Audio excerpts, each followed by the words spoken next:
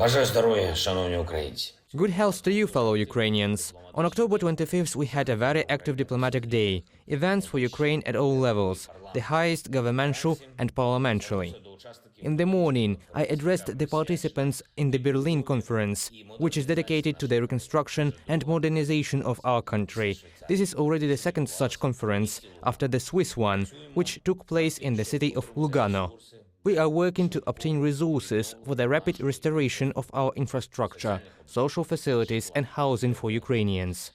I'm grateful to German Chancellor Scholz and President of the European Commission Ursula von der Leyen for making the event in Berlin on October 25th very meaningful.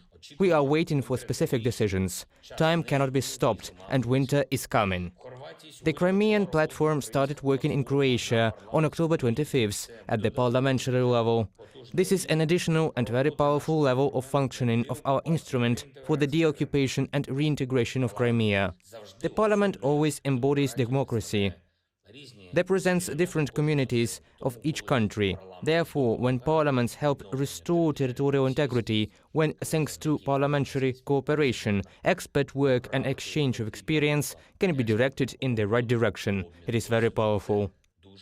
We will definitely liberate Crimea. We will return this part of our country not only to the all-Ukrainian space, but also to the all-European space. This was confirmed once again on October 25th. And I'm grateful to all our partners, almost 50 states and international organizations, who help in the parliamentary format. I'm also grateful to Croatia, separately, for the hospitality towards our Crimea platform. On October 25th, I held a meeting with representatives of the Jewish community, American, European, and of course, Israeli. We talked primarily about the protection of our people, about the need to make Russian terror impossible and to end this war as soon as possible by guaranteeing complete security and freedom for all Ukrainians throughout the territory of Ukraine. The sooner peace is achieved on our land, thanks to the Ukrainian victory, the less evil Russia will bring to other regions, including the Middle East, in its cooperation with Iran. I believe that one day Israeli politicians will hear this position, as Israeli society has already done. We feel it. The protection of historical memory in Ukraine was discussed separately. Despite the war, we must continue to implement our programs and restore historical justice. We started the implementation of an important project commemorating the victims of Nazism, the construction of a memorial in Babin Yar. We will definitely complete it. I held extremely meaningful negotiations with the President of Germany, who arrived in Ukraine. On October 25th, President Steinmeier visited the Chernihiv region, the districts that were under occupation. While he was there, an air alert started. And actually the Russian missile terror. The enemy's use of Iranian drones was one of the key topics at our negotiations. We are deeply grateful to Germany for the modern and effective air defense system already provided to us. We are looking forward to new similar systems. We discussed the entire range of our cooperation – defense, political, financial.